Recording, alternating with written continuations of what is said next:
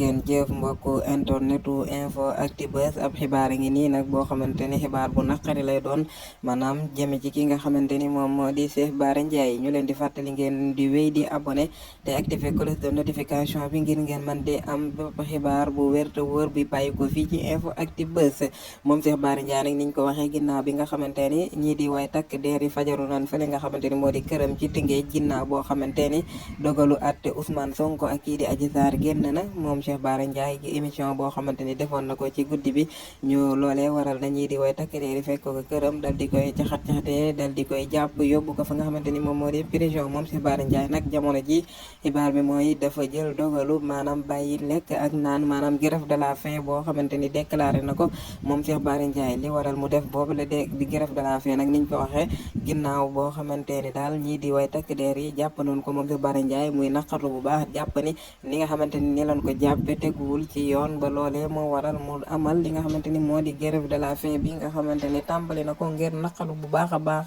ni nga xamante ni la ko ñii di way takk deer yi jàppe ci këram boobee ci fële di Tëngéej leen ko waxee moom Cheikh Bara Ndiaye nekk chroniqueur wala ci Walfadjri TV ak it Walfadjri FM moom Cheikh Bara Ndiaye nag ginnaaw bi nga xamante ni dogalu àtte Ousmane Sonko Adji Sarr génn na ni ki alxames bi passé waral réew mi am ay yëngu-yëngu yàq bi bari moom Cheikh Bara Ndiaye niñ ko waxee ginnaaw émission boo xamante ni defoon na ko loolee daal si la ñii di way takk deer sukkandiku ni kat daf cee yëkkati ay kàddu yoo xamante ni ñoom yaakaar nañ ni yooyee du ay kàddu yu mu yëkkati ba loolee waral ñu fajar fi nga xamante ni moo di këram dal di ko fay jëlee ci jëlin woo xamante ni moom kii di Cheikh Bara Ndiaye jàpp na ni jëf ju ñaaw la way takk deer yi jëflante ak moom mi nga xamante ni kilifa la moom Cheikh Bara Ndiaye nekkit fajkatu cosaan di chroniqueur ci Walfadjri xeetu jàppin boobee nga xamante ni leen ko jàppe nag waral na mu jël dogal dakkal lépp loo xamante ni lekk la ak naan ci prison bi nga xamante ni fa la nekk niñ ko waxe moom Cheikh Bara Ndiaye mii nag ginnaaw bi ñu ko yóbboo garde à vue waroon naa defere nan ko ngir mu waroon a jàkkaarloo ak ki nga xamante ni moom moo di procureur ni ki démb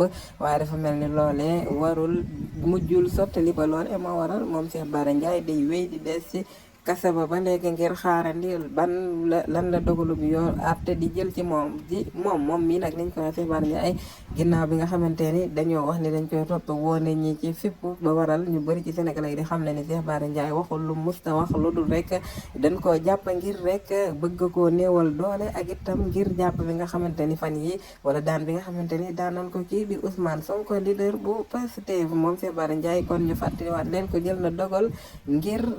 fas yéene dakkal lépp loo xamante ni lekk lay doon wala naan ngir naqarlu bu baax a baax ni nga xamante ni nii la jàppe ni moom way